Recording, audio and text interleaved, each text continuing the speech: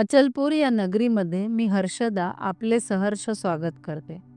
अचलपूर म्हणजे पूर्वीचे एलिचपूर. एलिचपूर असे नाव असण्याचे कारण ही एलिश राजाची राजधानी होती. असं म्हणतात, या राजाला 52 राण्या होत्या आणि त्या राण्यांच्या नावावरून येथे 52 पुरे म्हणजे नगर किंवा कॉलनीज आहेत. एलिचपूरचे हळूहळू अपभ्रंश होऊन एलिशपूर झाले आणि त्यानंतर हळूहळू अचलपूर झाले. या नगरीला भरभक्कम असा ऐतिहासिक आणि सांस्कृतिक वारसा आहे. प्रत्येक ऐतिहासिक आणि सांस्कृतिक संदर्भाबद्दल बोलायचं झालं तर स्वतंत्र पुस्तक किंवा डॉक्युमेंटरी काढता येईल.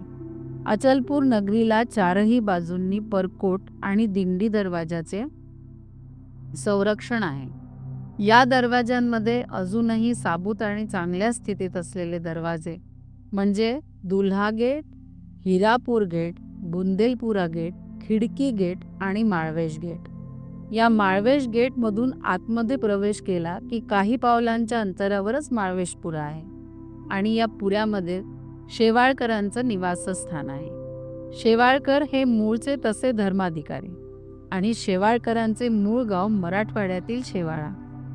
बाबासाहेब देशपांडे हे अचलपूरवरून मराठवाड्यानी काही कामानिमित्त गेले असताना त्यांनी तिथे परमपूज्य रामकृष्णानंद स्वामी यांचे प्रवचन ऐकले आणि ते रामकृष्णानंद स्वामी यांच्या विद्वत्तेवर खूप प्रभावित झाले आणि बाबासाहेबांनी महाराजांना अचलपूरला वास्तव्यास चलण्याचा आग्रह केला.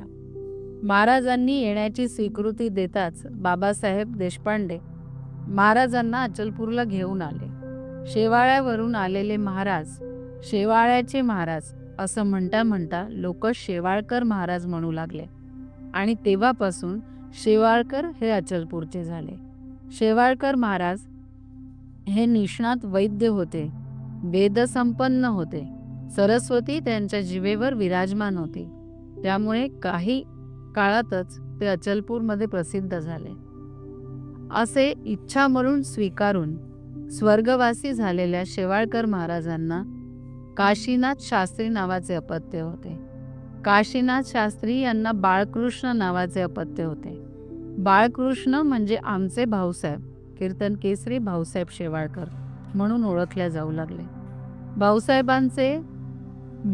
भाऊसाहेबांचा विवाह बाबासाहेब गडीकर यांची एकुलती एक कन्येबरोबर झाला.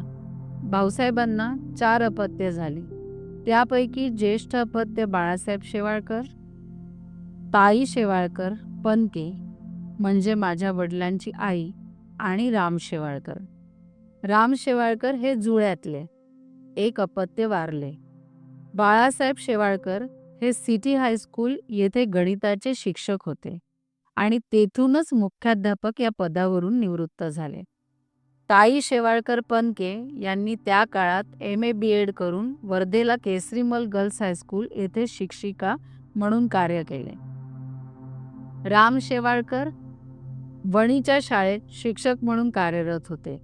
विद्यावाचस्पती, वक्ता दशसहस्रेषु, लेखक, कवी, व्याख्याते म्हणून सर्व महाराष्ट्रभर नावलौकिक होता. या तिघांपैकी मोठे बंधू बाळासाहेब शेवाळकर यांना 3 कन्यारत्न झाले.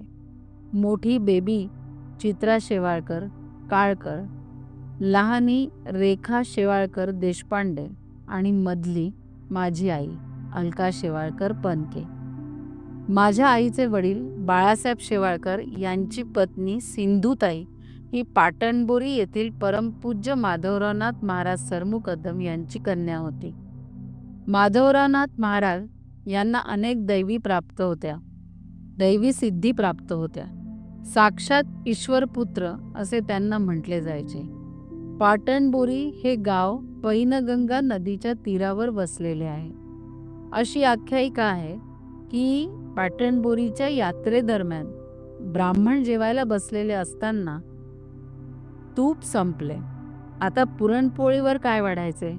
तेव्हा महाराज म्हणाले, पिप्यामध्ये पैनगंगा नदीवरून पाणी भरून आणा.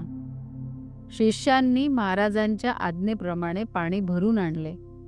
पिप्यातले पाणी जेव्हा भांड्यात काढले तेव्हा त्याचे तूप झाले होते. कार्यक्रम आटोपल्यानंतर महाराजांनी पिपाभर तूप पैनगंगा नदीत अर्पण केले. नजीकच्या पिंपळखुटा या गावी मार्गशीर्ष महिन्यात माधवरावनाथ महाराजांची मोठी यात्रा आजही भरते. तर या माधवराव महाराजांची मुलगी म्हणजे माझ्या आईची आई, माझी सिंधू आजी, त्यामुळे आईचे आजोळ पाटणबोरी असल्यामुळे आईचं जन्मस्थान पाटणबोरी आहे.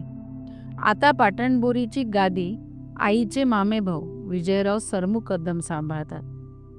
आईचे संपूर्ण बालपण दोघी बहिणींच्या सोबत अगदी मजेत गेले. घनिष्ठ मैत्रिणी अंबू, मैना यांच्या मैत्रीचे किस्से अजूनही त्यांच्या तोंडून ऐकायला मला फार मजा येते. आणि मुख्य म्हणजे ही मैत्री अजूनही जशीच्या तशी कायम आहे बरं. सर्वसामान्य मुलींसारखे लुटूपुटूचे खेळ, बावलाबावलीचे लग्न, अंगत पंगत, बुलाबाईचे गाणे यामध्येच आईचे बालपण गेले. माझी थोरली मावशी, बेबी मावशी नेहमी सांगते की आईचे केस खूप लांब होते.